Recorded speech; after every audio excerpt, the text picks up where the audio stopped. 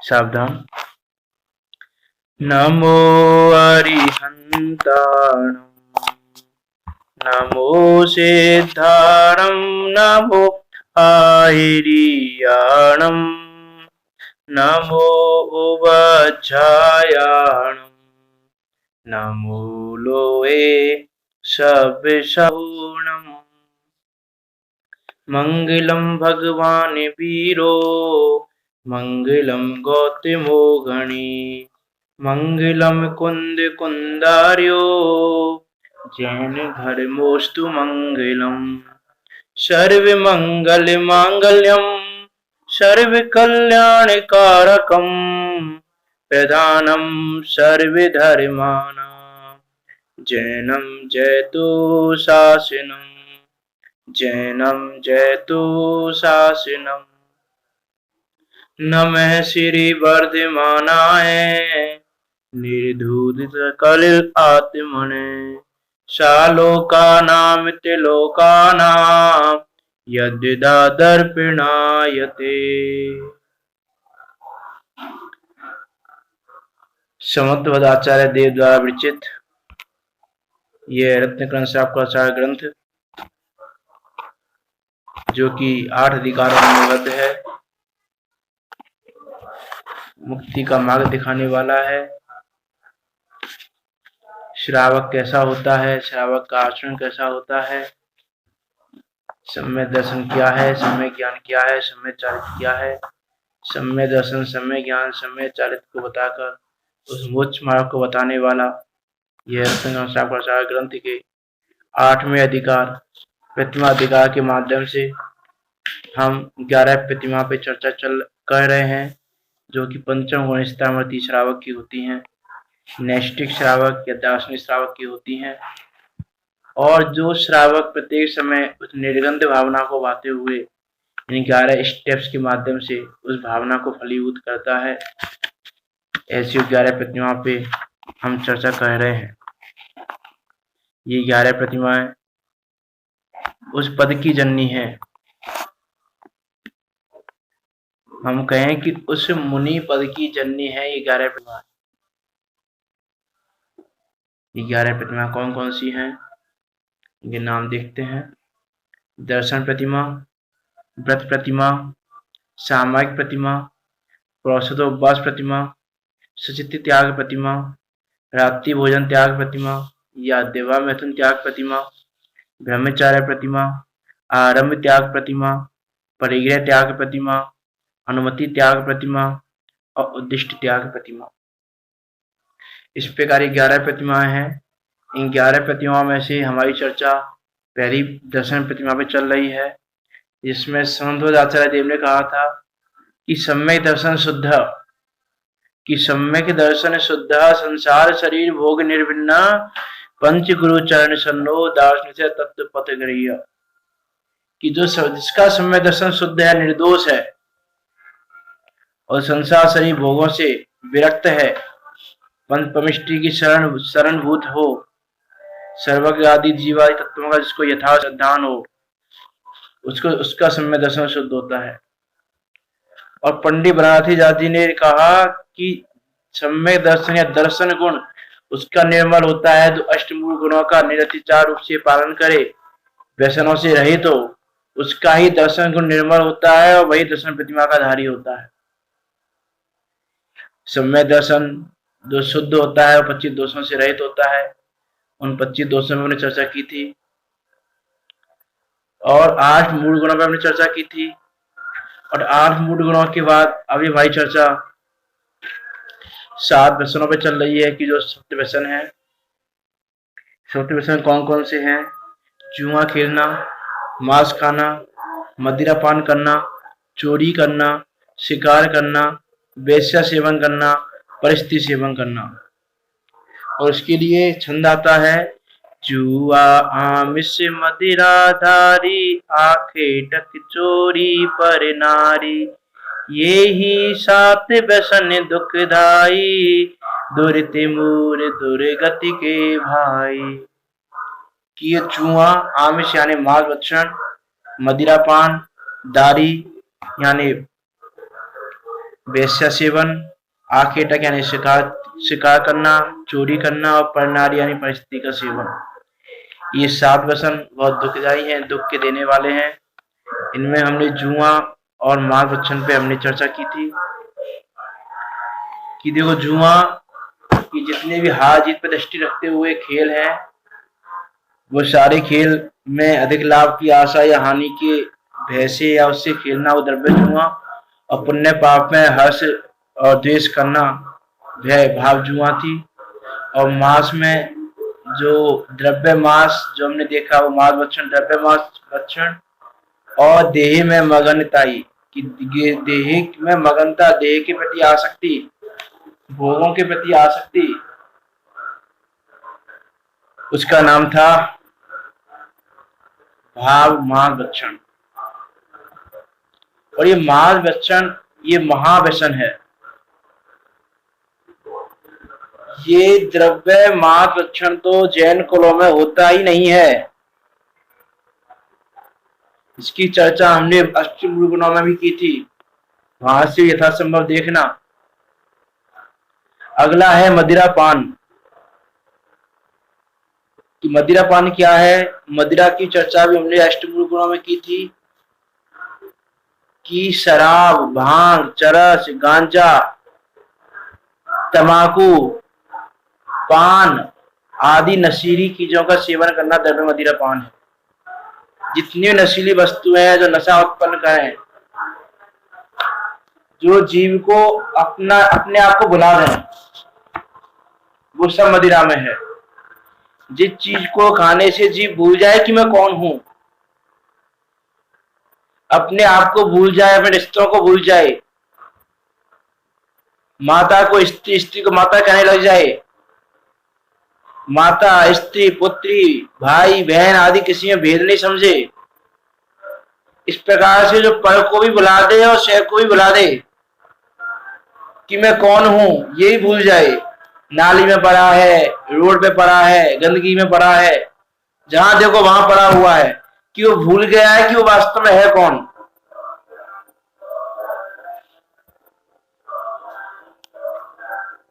इसीलिए ये मध्य का भी हमको क्या करना चाहिए। जितनी चीजें इसमें ले सकते हो आप, बीड़ी, सिगरेट आदि, वो भी नशीली वस्तुएं हैं। हुक्का वगैरह पी के हैं, वो भी तंबाकू वगैरह डाल के पीते हैं, वो भी ये ज्ञान को नष्ट करने वाले हैं, पराधीन करने वाले हैं। जीव इतना आधीन हो जाता है कि वह रहा नहीं जाता जीव पे। जीव उनके आधीन इतना हो जाता है कि जैसे बने तैसे वो चीज मिलनी चाहिए। जैसे अभी हम देखें कि कोरोना वायरस के समय में जीवों को मंदिर जाने नहीं मिल रहा, सही से खाने को नहीं मिल रहा, लोग भूखे मर रहे हैं, लेकिन लोगों को अभी भी शराब खरीदने की पड़ी है। उनको मदिरा पीनी है, मदिरा पान करना है। उठा के देखें हम न्यूज पेपर्स को कि एक दिन में कितने कितने करोड़ रुपयों की मदिरा बिक रही है। तो मीन्स ऐसे समय में भी लोग इसके इतने आदीन हो गए हैं कि कैसे भी कुछ भी हो, कोई भी दुर्दशा होती हो, लेकिन हमको तो इसका सेवन करना ही करना है।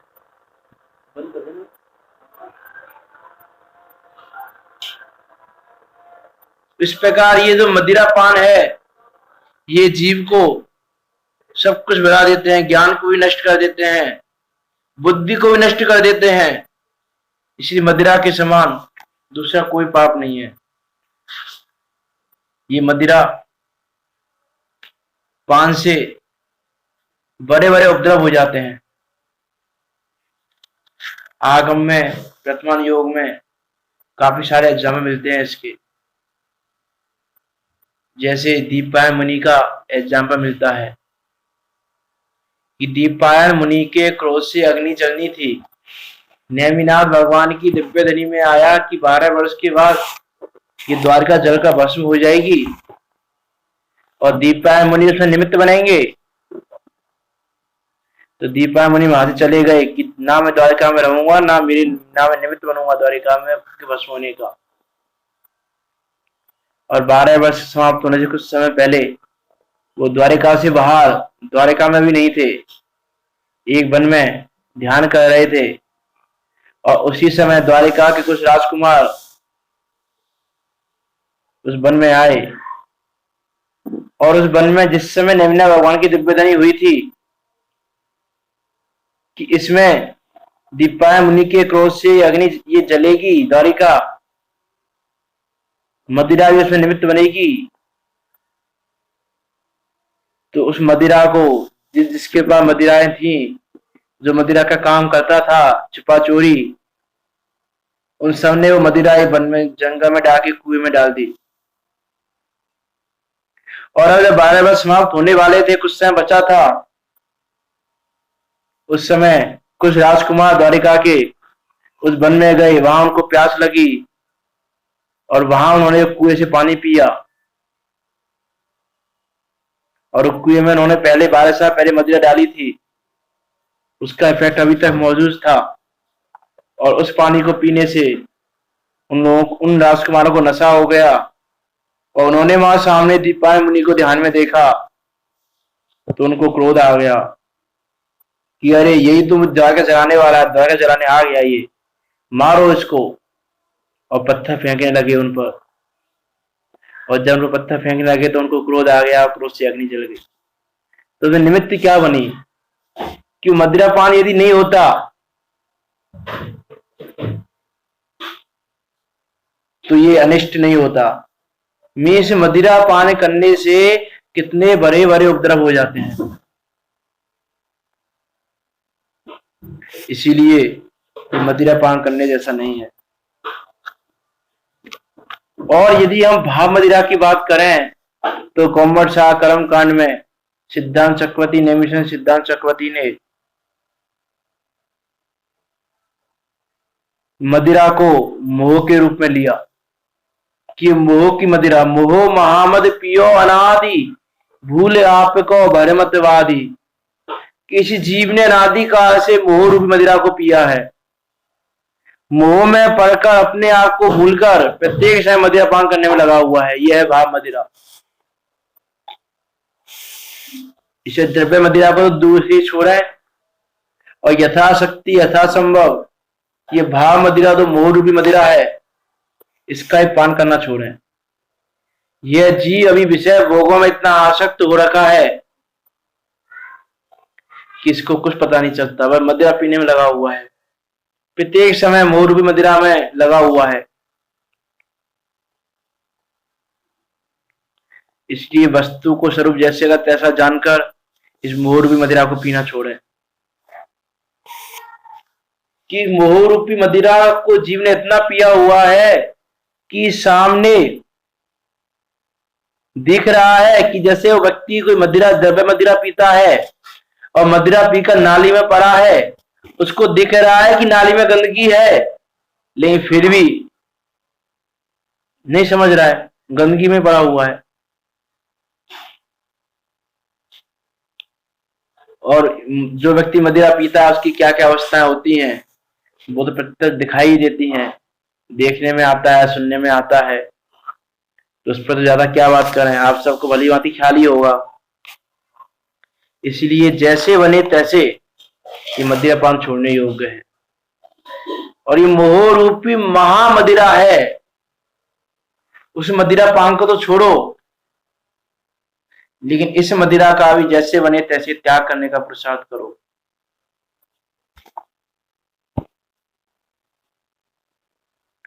इसे जैसे बने तैसे ये मदिरा पान छोड़ने योग्य है, द्रव्य मदिरा भी और भाव मदिरा भी। अगला है वेश्या गमन करना, जो उसमें आया था ना क्रम क्रम से, जुआ, आमिष, मदिरा, दारी। तो वो दारी वो क्या है, वेश्या गमन, कि वेश्या से रमना, उसके घर आना जाना, ये सब द्रव्य रूप से वेश्या गमन है। और वेश्या गमन का पाप मध्य मास से भी बड़ा पाप है।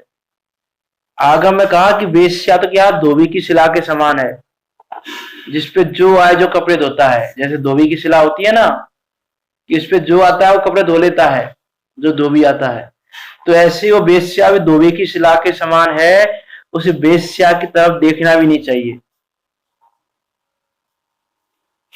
ये वेश्यागमन महापाप है। इस वेश्यागमन के कारण जीव बड़े से बड़े पाप करने को तैयार हो जाते हैं।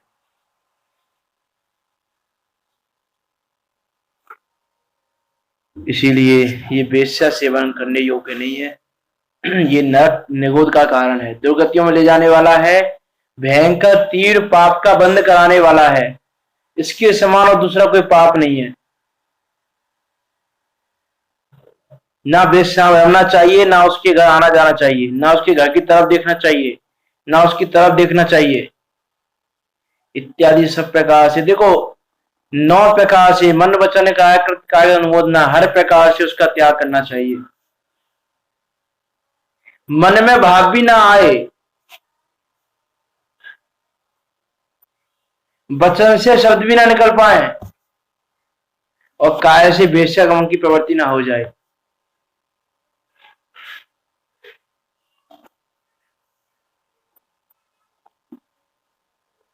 इस प्रकार से विचार करें कि वेश्यागमन सब पापों का घर है। इसीलिए यदि पाप बंध से बचना हो तो ये कार्य नहीं करना कि वेश्या में रमना, उसके घर आना जाना, ये द्रव्य रूप से वेश्यागमन है। और वर्तमान युग में यदि हम देखें तो अनेकों एग्जाम्पल मिलते हैं। ऐसे भी एग्जाम्पल मिलते हैं कि जिन्होंने ये वेश्यागमन नहीं किया,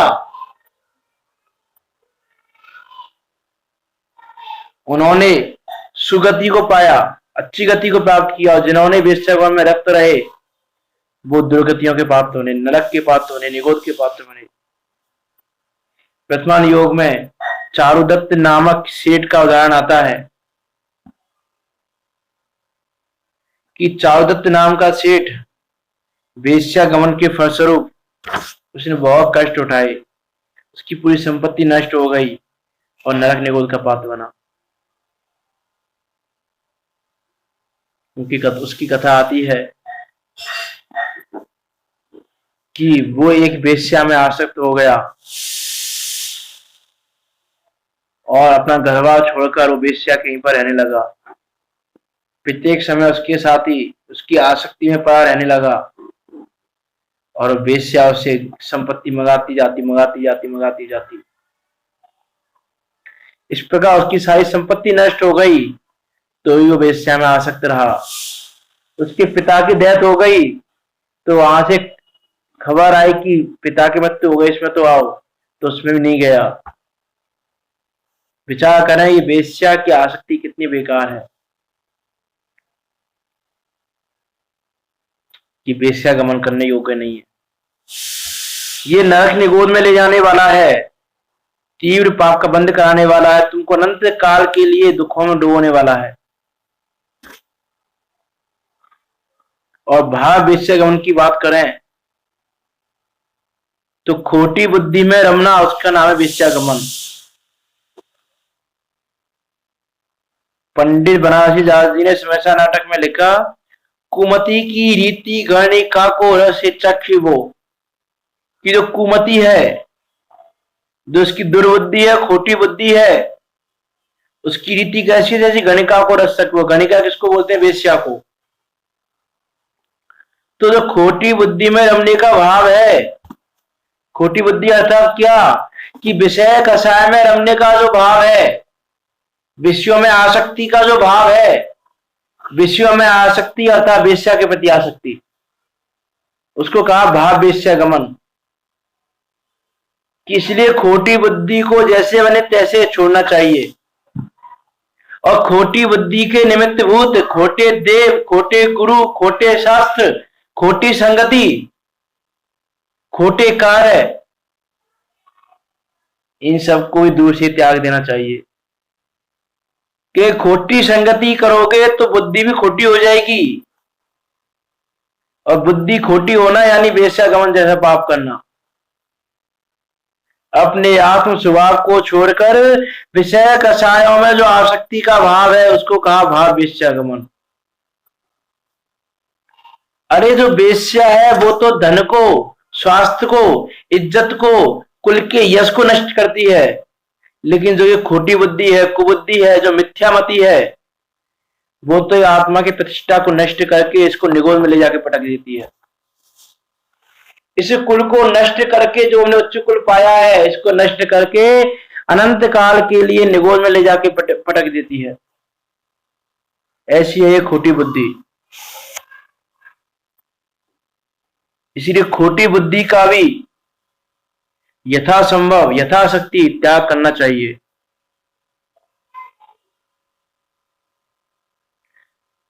अरे जिसने वेश्या सेवन किया उसका आचार, भोजन, पानी सब भ्रष्ट हो गया। अरे जिस वेश्या को चांडा, भील, मिलेच्छ, मुसलमान सब सेवन करते हैं, जो मांस भक्षण, मद्यपान, सब कुछ खान पान इसका नित्य चलता ही है।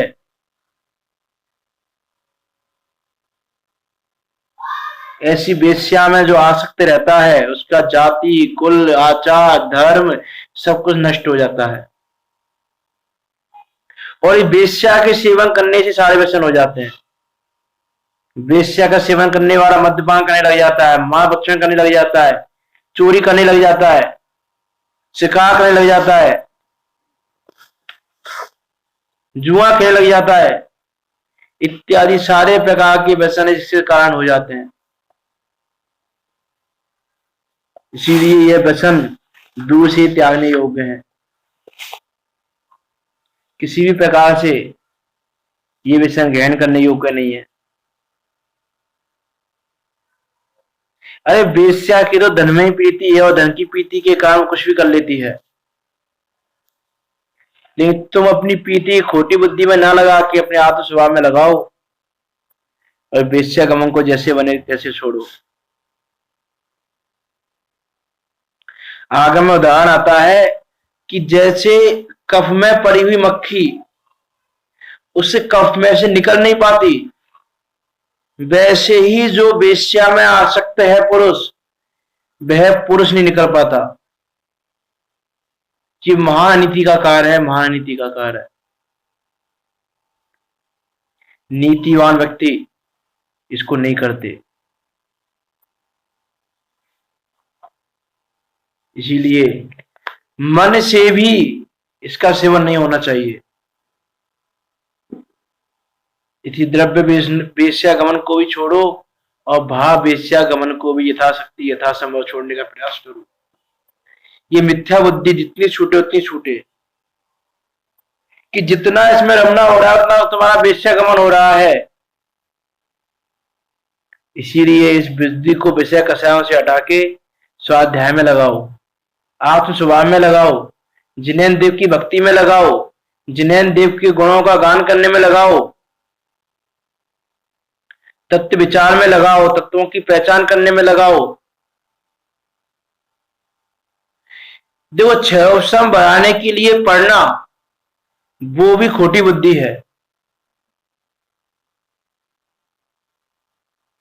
कि स्वयं पर हित के लिए पढ़ना वो तुम्हारा स्वाध्याय सार्थक है, लेकिन तुम सिर्फ क्षयोपशम बढ़ाने के लिए पढ़ रहे हो तो वो तुम्हारा स्वाध्याय वास्तव में स्वाध्याय नहीं है। पहले भी कहा था कि स्वाध्याय भरने से यदि कषाय भरती है तो तुम्हारी खोटी बुद्धि ही भर रही है, तुम्हारी बुद्धि सुलझ नहीं रही। तुम इस मोक्ष मार्ग में सुलझने वाले नहीं हो, तुम मिथ्या मार्ग में पड़े रहने वाले हो, मिथ्या मार्ग से हटने वाले नहीं हो। इसलिए खोटी बुद्धि, पहले ये बुद्धि जो खोटी बुद्धि है, ये बुद्धि हमारी खोटी है, इसकी पहचान तो करो। आज हमको लगता ही नहीं है हमारी बुद्धि खोटी है, हमारी बुद्धि मिथ्या है, हमको लगता ही नहीं है। और जब तक ये लगेगा नहीं तब कहीं वेश्यागमन जैसा पाप होता रहेगा। इसीलिए द्रव्य वेश्यागमन और भाव वेश्यागमन दोनों का दूषित त्याग कर देना योग्य है। अगला व्यसन है शिकार खेलना। कि शिकार खेलना अर्थात क्या? देखो एक तो शिकार खेलना है कि जंगल के जो जानवर हैं सिंह आदिक, हिरण आदिक, सुअर आदिक जो स्वच्छंद फिरते रहते हैं इधर से उधर, और छोटे छोटे पक्षी हैं, उनको निर्दयता पूर्वक धनुष से, बंदूक से अथवा किसी और हथियार से, जाल आदि से पकड़कर मारना और मारकर आनंदित होना, वो शिकार खेलना है। हिंसा भी है, आत्म ध्यान भी है, जो नरक निगोद में ले जाने वाला है।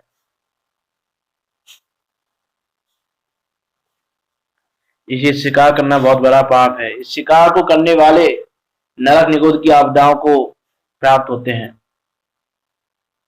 इसे शिकार करना छोड़कर दया भाव धारण करना योग्य है।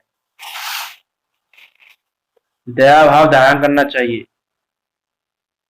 जो कोई कहता है, ऐसा बहुत जगह अन्य मतों में मिलता है कि क्षत्रियों का तो काम ही यही है शिकार करना, लेकिन क्षत्रिय के द्वारा भी ऐसे निंदे कर्म करना योग्य नहीं है। अरे क्षत्रिय का अर्थ भी है कि क्षत्र पिड़त इय, क्षत्र पिलस इय यानी क्षत्र माने पीड़ा, उस पीड़ा का जो हरण करे उसका नाम क्षत्रिय है। और हम अन्य मतों में सुन के क्षत्रियों के द्वारा तो शिकार करना योग्य है, क्षत्रियों के द्वारा शिकार करना योग्य है, ऐसा मानकर अनुमोदन करने में लगे हुए हैं। इसीलिए ये सब निंदे कर्म है, निंदनीय कार्य है ये सारी। इन कार्यों को करना किसी भी प्रकार से उचित नहीं है। मांस खाने वाले, शिकार करने वाले क्षत्रिय नहीं हो सकते।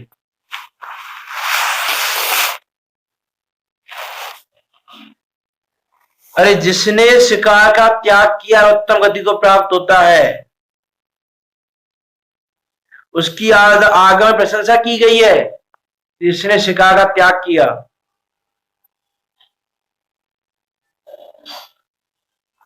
समस्त प्राणियों के लिए ये तो दया भाव है, सुख का देने वाला है। इसीलिए शिकार किसी प्रकार से देखो, अपन लोग क्या सोचते हैं, हम तो शिकार नहीं करते हैं, लेकिन हम टीवी में कोई सीरियल देख रहे हैं और उस सीरियल में कोई क्षत्रिय आदि, कोई राजकुमार धनुष्मान आदि सीखने के लिए शिकार आदि करता है, और हम ये सोचते हैं अच्छा देखो क्या अच्छा निशाना लगाया है इसने, कितना अच्छा धनुष्मान सीख रहा है ये, इत्यादि प्रकार के जो हमारे भाव बने शिकार खेलने का। शिकार का पाप लग गया, जितना पाप उसको लगा मारने का उतना पाप तुमको लग गया।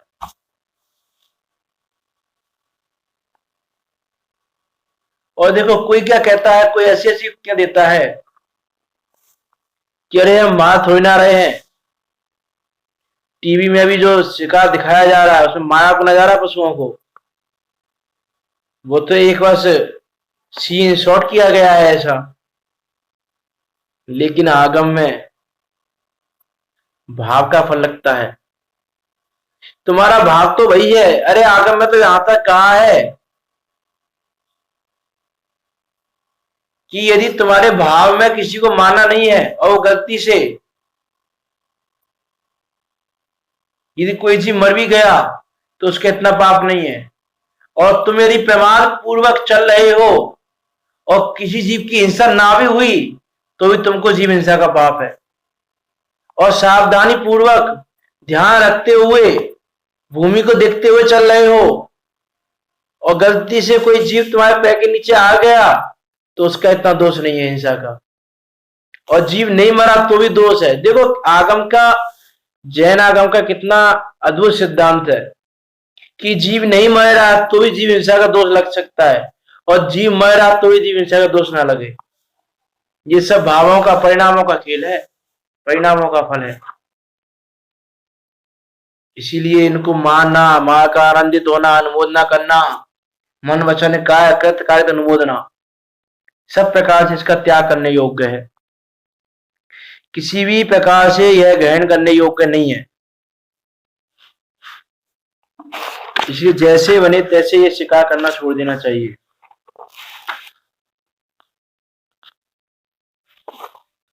प्रतिमान योग में काफी उदाहरण आते हैं। ब्रह्मदत्त नाम का एक राजा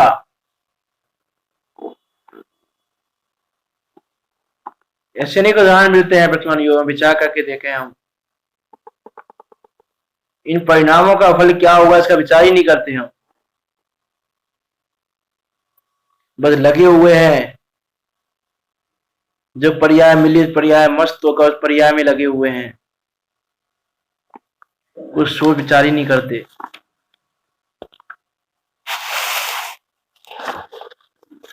इसलिए हम विचार करके देखें, जैसे बने तैसे शिकार खेलना योग्य नहीं है। ये तो द्रव्य शिकार की बात हुई।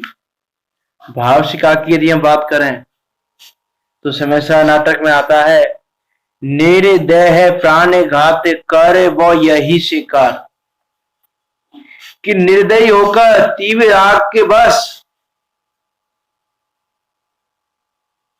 अपने चैतन्य प्राणों का घात करना, उसका नाम शिकार खेलना है। कि जो तुम विवाह में रम के विषयों में रम रम की अपने स्वभाव का घात कर रहे हो, उसका नाम है शिकार खेलना। विचार करके देखें। कि हम तो ये सोचते हैं कि हम व्यसनों के धारी नहीं है, लेकिन जब तक हमारी बुद्धि विवाह में नहीं छूटेगी, स्वभाव में नहीं लगेगी, तब तक प्रति समय हम अपने स्वभाव का घात कर रहे हैं। और स्वभाव का घात करना यानी शिकार खेलना, ये भाव शिकार खेलना है। इतनी तीव्र आगवश ऐसा कोई कार्य नहीं होना चाहिए।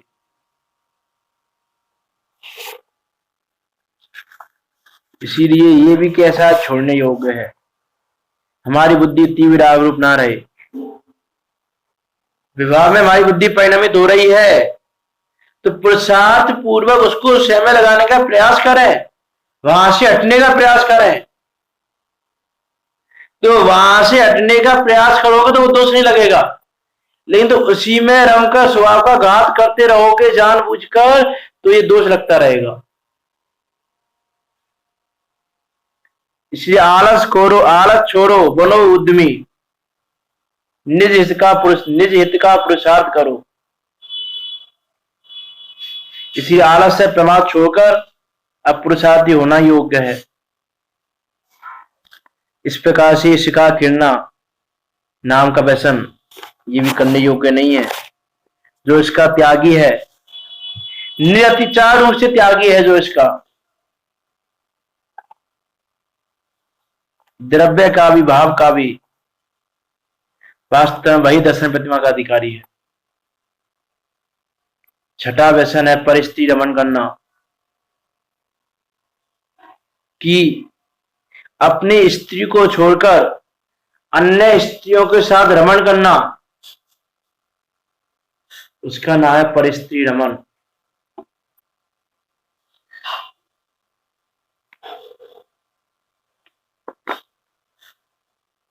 कि धर्म के अनुकूल जो अपनी भाई पत्नी है, उस पत्नी को छोड़कर अन्य स्त्रियों के साथ रमण करना,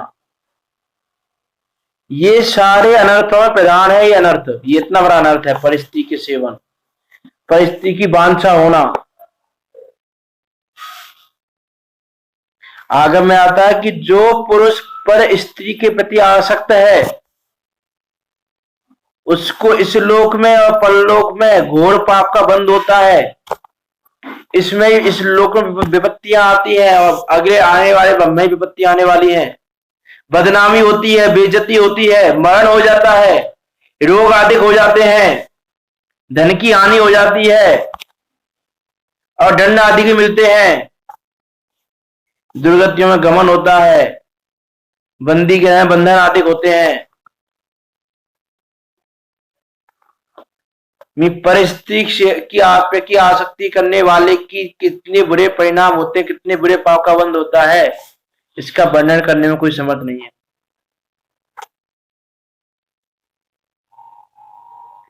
और आज यह जीव परिस्थिति के प्रति कितना आसक्त हो गया है कि हमको दिनों पे दिन घटना मिलती है नई नई सुनने को।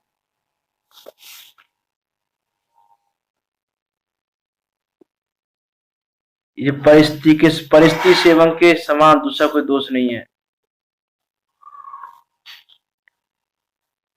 परिस्थिति का सेवन करने वाले जीव साथ में नरक तक पहुंच जाते हैं। इसलिए भाई शील व्रत को अंगीकार करो। अरे शीलवती सतियों को पढ़ो, शीलवान पुरुषों को पढ़ो।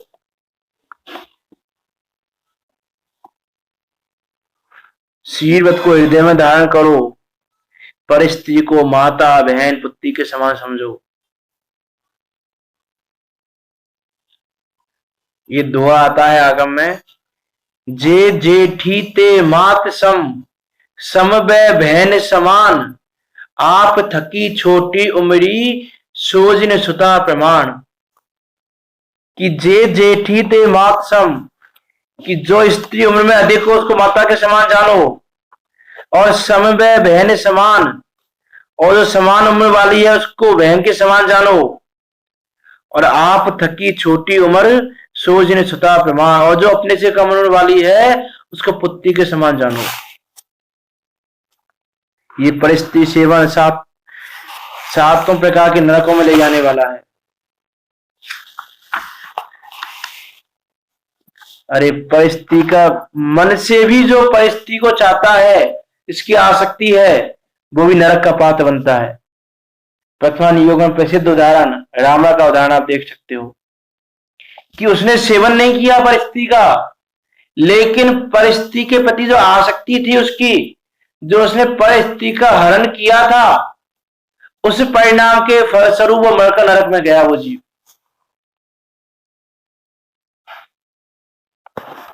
इसीलिए ये परिस्थिति सेवन तो दूर की बात, उसकी आसक्ति भी। आप विचार करके देखो कि उस रावण ने उसका सेवन नहीं किया, लेकिन सिर्फ इच्छा मात्र की, और सिर्फ उस इच्छा के परिणाम से वो नरक में चला गया। तो जो जीव परिस्थिति का सेवन करने में लगा हुआ है, उसकी दुर्गति कैसी होने वाली है, उसको तो कह पाना भी संभव नहीं है। इसलिए विचार करें, और जैसे बने तैसे ये छोड़ने योग्य है ये पाप। शील धर्म की महिमा,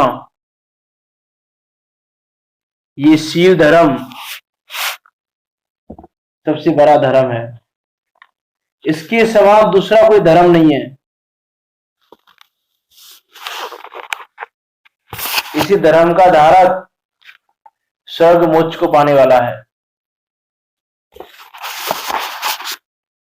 इसलिए हम विचार करें कि इस शील व्रत के समान दूसरा कोई व्रत नहीं है, दूसरा कोई धर्म नहीं है। अरे आगम में शील धर्म की इतनी महिमा कही गई है कि उसको कहां तक कहें हम।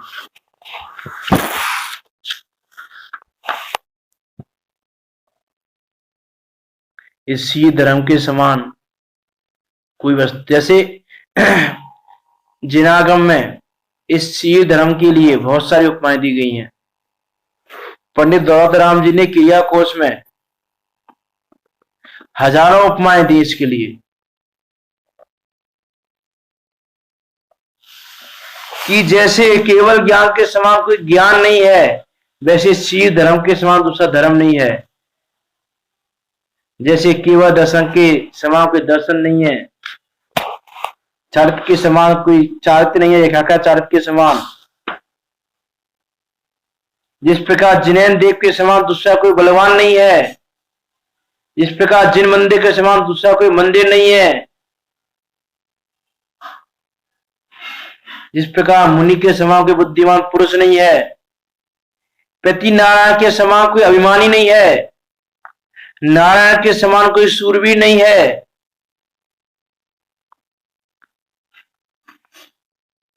जिनवाणी के समान दूसरी मधुर वाणी नहीं है, जिनकी सौ इंद्र सेवा करते हैं, ऐसे जिनैन देव के अलावा दूसरा कोई राजा नहीं है। तीर्थंकर के समान दूसरा कोई महान पद नहीं है। ऐसी ऐसी उपमाएं दी आगम में कि शील धर्म इतना बड़ा है।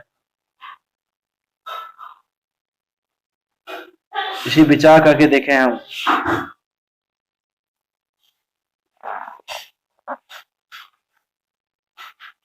कि ये शिव धर्म कितना बड़ा धर्म है। उससे विस्तार से कभी चर्चा करेंगे। अभी ये पूरा करना है विषय। ये द्रव्य परिस्थिति सेवन है, परिस्थिति रमन। और भाव परिस्थिति देखें यदि हम रमन, तो समस्या नाटक में कहा पर नारी संग पर बुद्धि को परखे वो, कि जो व्यक्ति तत्व को समझने का यत्न ना करके दूसरों की बुद्धि की परख में ही ज्ञान का सदुपयोग मानते हैं, कि जो प्रत्येक समय बस दूसरे की बुद्धि को परखने के लिए ही शास्त्र सुनते हैं, दूसरों की बुद्धि को परखने के लिए ही ज्ञान का सदुपयोग मानते हैं, उसका नाम भाव परिस्थिति रमन। कहना कि पर नारी संग पर बुद्धि को परखे वो, जो पर की बुद्धि को परखना चाहता है, कि जैसे जो पर की स्थिति को परखना चाहता है, पर की स्थिति में रमण करना चाहता है, वैसे जो व्यक्ति पर की बुद्धि को परखना चाहता है वही परिस्थिति रमन करता है। ये भाव परिस्थिति रमन है।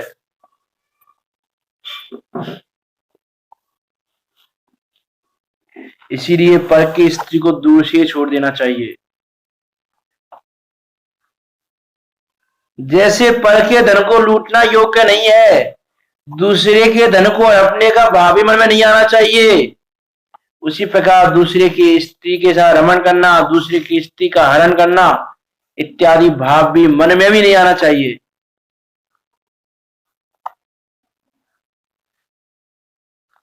ये परिस्थिति रमण करने वाले जीव नरक निगोद में जाते हैं।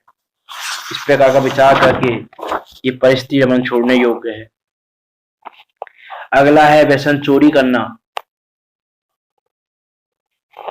कि प्रमाद बस बिना दी हुई किसी वस्तु को ग्रहण कर लेना द्रव्य चोरी है। और बार बार आदि में चोरी की परिभाषा आती है कि किसी की भूली हुई, रखी हुई, धरी हुई वस्तु को उसकी अनुमति के बिना ग्रहण करना ये चोरी है।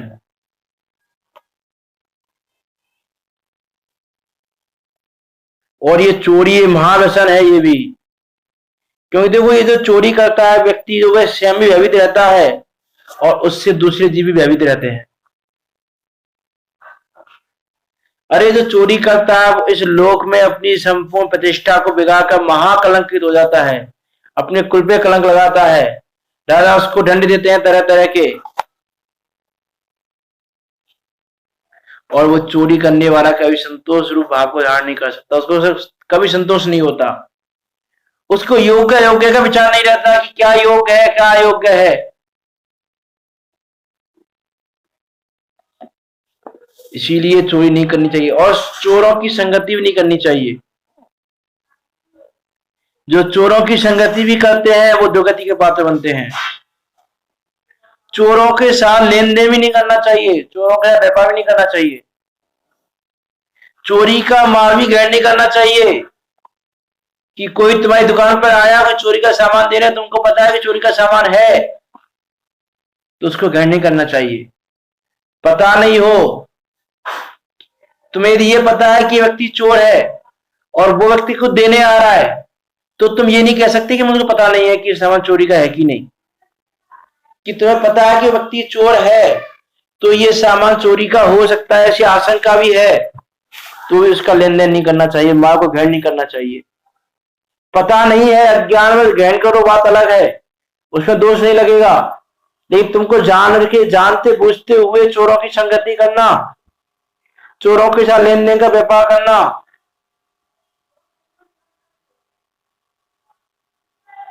इत्यादि अनेक प्रकार से, तो वही मनोवचन का कृत का अनुमोदन यहाँ भी लगा लेना इत्यादि सब प्रकार से वो चोरी भी करना छोड़ना योग्य है।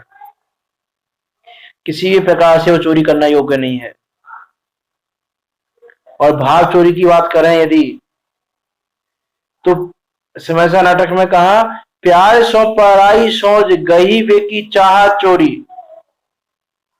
कि प्रीति भाव से मोह भाव से पर वस्तु की चाह करना, पर वस्तु को अपना मानना, ये भाव चोरी है। कि तुम इस शरीर को अपना मान रहे हो, ये चोरी है, क्योंकि शरीर तुम्हारा नहीं है। पर वस्तु को अपना मानना वो चोरी है। तो ये शरीर तुम्हारा नहीं है और इसको तुम अपना मान रहे हो, इसका नाम चोरी है। विचार करके देखें। इस प्रकार से द्रव्य रूप से, भाव रूप से, दोनों प्रकार से ये चोरी छोड़ना योग्य है। प्रथम युग में इसके भी अनेक एग्जाम्पल मिलते हैं। ये दुष्ट शिवभूति, उसने चोरी के फल से बहुत दुख उठाया। ये सत्य घोष की कथा भी आती है कि उसने झूठ बोल के नरकों की यातनाओं को भोगा, नरक में गया, इत्यादि अनेक प्रकार की कथाएं आती हैं। हमको या यथासंभव आगम से जान सकते हैं वर्तमान युग की कथाओं को। इसलिए देखो, वर्तमान युग पढ़ना ही बहुत जरूरी है कि वर्तमान युग से हमको पता चलता है कि किस परिणाम का क्या फल लगता है। इस प्रकार इन सब बातों को जानकर हम व्यसनों का त्याग करें। कि जिसको संसार के दुखों से छूटना हो, जिसको अपने शुद्धात्म स्वरूप को प्राप्त करना हो, उसे प्रथम ये सातों प्रकार के व्यसन छोड़ने योग्य हैं।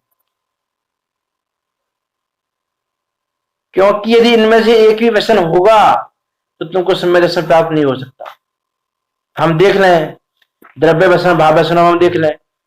पुण्य पाप में हर्ष द्वेष करना, शरीर में आसक्ति होना, मोह का पान करना, खोटी बुद्धि में रमना, तीव्र राग से अपने स्वभाव का घात करना, पर की वस्तु को अपनी वस्तु मानना, ये भी सब व्यसन है। यदि इनमें से एक भी व्यसन होगा तो वह जीव सम्यक दर्शन का पात्र नहीं है। इसीलिए अपने शुद्धात्म तत्व की रुचि करते हुए, अपने शुद्धात्म स्वभाव की, अपने ज्ञान स्वभाव की वृद्धि करते हुए, अपने आनंद गुण को जानते हुए, आनंदित रहते हुए इन व्यसनों को छोड़ने का पुरुषार्थ करें। ये सातों ही व्यसन बहुत दुखदायी हैं, निंदनीय हैं, दुर्गतियों में ले जाने वाले हैं। इसीलिए जैसे बने तैसे ये छोड़ने योग्य हैं। और देखो, यदि व्यसन की यदि हम और बात करें, समय हो गया है, कि यदि तुम्हारी आजीविका न्याय रूप नहीं है, यदि तुम अन्याय से कमा रहे हो तो तुम व्यसन कह रहे हो। अन्याय से कमाना वही चोरी जैसा है।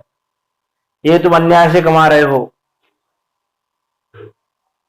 कि न्याय पूर्वक कमाना, धर्म पूर्वक कमाना, वो तुम्हारा सही है। लेकिन यदि तुम अन्याय पूर्वक कमा रहे हो, हिंसा पूर्वक कमा रहे हो, किसी भी प्रकार के पाप के द्वारा कमा रहे हो, तो वो व्यसन ही है। सौंदर्य आचार्य देव में लिखी व्यसन की परिभाषा उन्होंने कहा कि न्याय पूर्वक आजीविका, धर्म रूप प्रवर्तन, इन दो के सिवा जो भी प्रवृत्ति है जीव की, वो सब व्यसन है।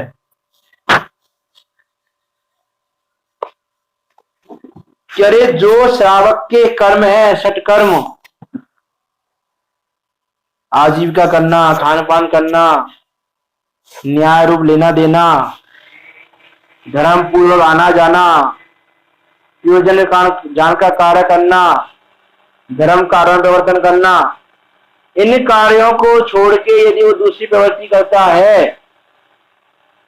तो वो व्यसन है। इसीलिए इन व्यसनों को दुर्गति के पात्र जानकर, नरक निगोद के में ले जाने वाले जानकर इनको दूर से त्याग करो। द्रव्य से भी त्याग करो, भाव से भी त्याग करने का पूरा पुरुषार्थ करो। यथासंभव, यथाशक्ति, जैसे बने तैसे ये दूर होने चाहिए।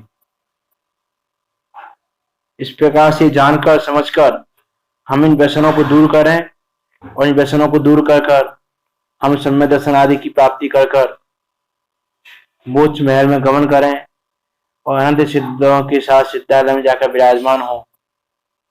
इसी मंगल भावना के साथ अभी की वाणी को विराम देते हैं। बाकी की चर्चा हम आगे करेंगे। आप यथासंभव 11 प्रतिमाओं के नाम, शंका आदि 8 दोषों के नाम, 8 मदों के नाम, 3 मूर्ताओं के नाम, 6 अनायतनों के नाम, 8 मूल गुणों के नाम और 7 व्यसनों के नाम, जितना विषय हो गया है उन सबको यथासंभव याद भी करते चलना और समझते भी चलना। सिर्फ याद करना हमारा प्रयोजन नहीं होना चाहिए। याद तो इसलिए किया जाता है, मैं पहले बताया था कि किसी भी चीज को याद होगी कि अंत समय में कंठ विद्या ही काम आती है।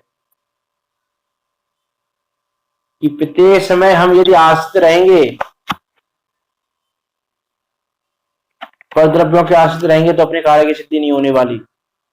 इसे याद भी करना है, उसको समझना भी है और उसको समझ के उसे विचार भी करना है, और विचार करके जो हितकारी है उसको ग्रहण करना और जो अहितकारी है उसका त्याग करना। जो ग्रहण करने योग्य है उसको ग्रहण करना और जो त्यागने योग्य है उसका त्याग करना। इस प्रकार से जानकर त्यागने योग्य वस्तु का त्याग करो, ग्रहण करने योग्य वस्तु का ग्रहण करो।